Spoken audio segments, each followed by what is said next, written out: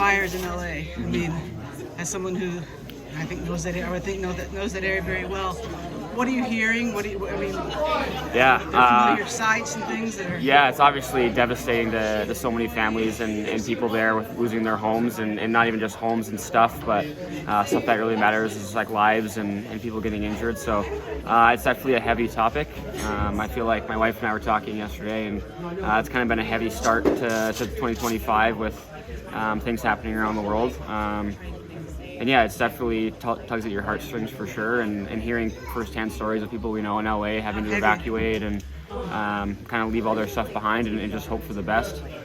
Fortunately, all the people we know are safe and haven't had any lives endangered or injuries or anything. But your heart goes out to all those people that maybe have lost loved ones or all their stuff in this world. Pets, all kinds of things, yeah. Yeah, so it's pretty sad to see, and all you can do is really pray for them and hope for the best. So you know some people who've either on evacuation notice or have had to evacuate? Yeah, wow. More so like Calabasas Hills and that area. Thankfully, no people I know, their houses are fine, but they had to evacuate just out of precautionary reasons. And that's still scary though, right? It's very scary, yeah. Yeah, so it's pretty crazy, and hopefully they die down soon. There's several different ones in different areas. Were there some areas that are threatened or on fire or have burned that you were familiar with, that you went to places or businesses or anything? Or? Not a ton of businesses or places I went to. There's a few hiking trails that up in those mountains that kind of got fried. And Santa Monica area is very popular. A lot of guys go there, and including myself when I was there. So a lot of Santa Monica was evacuated. Yeah. You hope it doesn't spread down to the buildings there, but again, you never know with that type of stuff.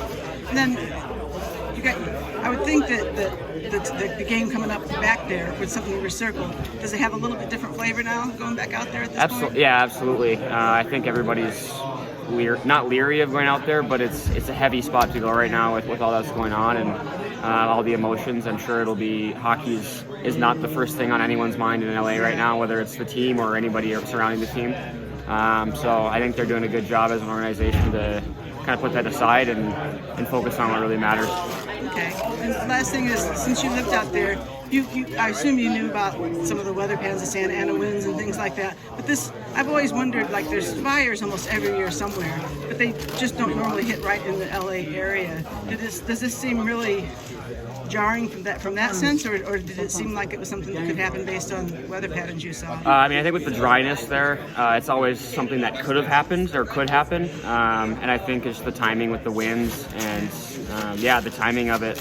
When there's 80 to 100 mile an hour winds and there's fires roaring, it doesn't take long to spread. So it's obviously devastating, but living in that area, everyone in the back of their mind, you always know it could happen, but I don't think anyone's really prepared for it actually happening. Exactly. Great.